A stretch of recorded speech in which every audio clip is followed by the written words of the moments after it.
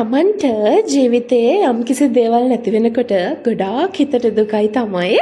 හැබැයි අපිට පුළුවන් නම් ඒ දේ අහිමි වුණේ ඊටත් වඩා හොඳ දෙයක් අපේ ජීවිතවලට ලං වෙන්න කියලා හිතන්න. මං හිතනවා අපිට සතුටින් ඉන්න එකත් තවත් හේතුවක් වෙන්න ඉඩ තියෙනවා කියලා. ඉතින් ඒක මතක් කරන ගමන් අදත් රසම රස රෙසිපි එකක් ඔයාට කියලා දෙන්න මං ආවා. ඉතින් ඔයාලා දැක්කනේ මේ බලන්නකෝ.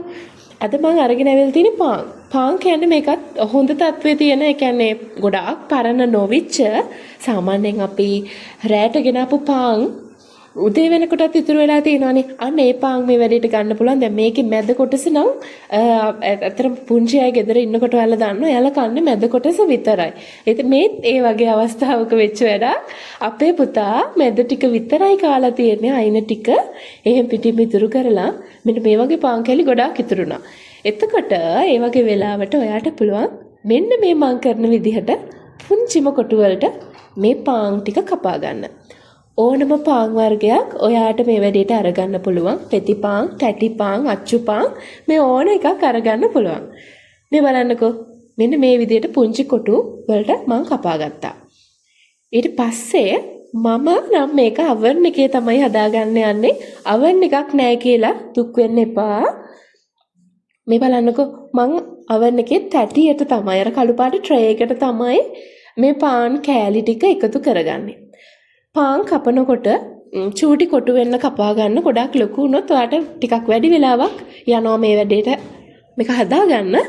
ඒ හින්දා අනිත් එක තමයි එකම සමාන කොටු කපා ගත්තොත් අපිට එකම වෙලාවෙදී හොඳට ඔක්කොම ටික එක ගානට රෝස්ට් කරගන්න පුළුවන්.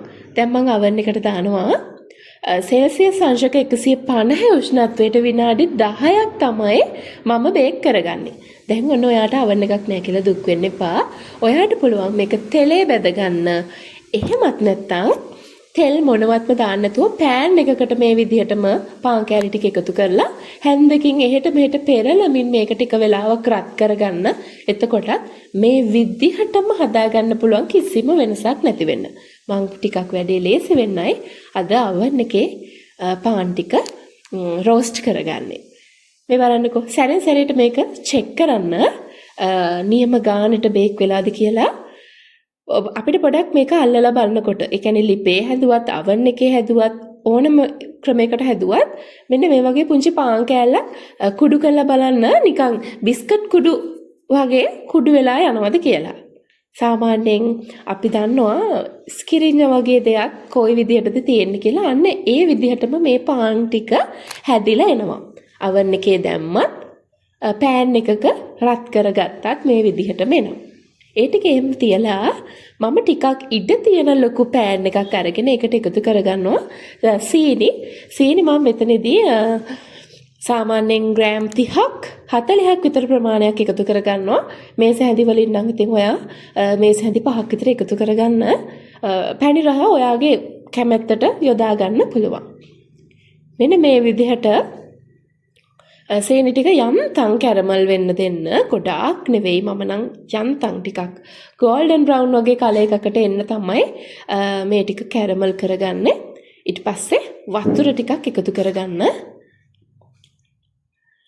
වතුර ටික එකතු කරගෙන අපි හොඳට මේ සීනි මිශ්‍රණය ටිකක් උක්කු සීනි මිශ්‍රණයක් තමයි හදාගන්න ඕනේ. ඔයාලා දන්නවා කැරමල් හදාගන්න විදිහ. මෙන්න මේ විදිහට කැරමල් එක හැදෙන්න ඉඩ දෙන්න. සීනි ටික හොඳටම දියුණායින් පස්සේ මම එකතු කරනවා බටර් මේස හැන්දක්. බටර් වෙනුවට ඔයාට මාගරින් උනත් අරගන්න පුළුවන්. ඒ ටිකත් එකතු කරලා අපි හොඳට දිය කරගන්න ඕනේ. හොඳට දිය කරගන්න ඕනේ. හැන්දකින් අපි මේ ටික දිය කලවම් කරගන්න ඕනේ. සාමාන්‍ය කැරමල් එකක් හදද්දී සීනි ටික දිය වෙනකන් හැන්දි පාවිච්චි කරන්න එපා.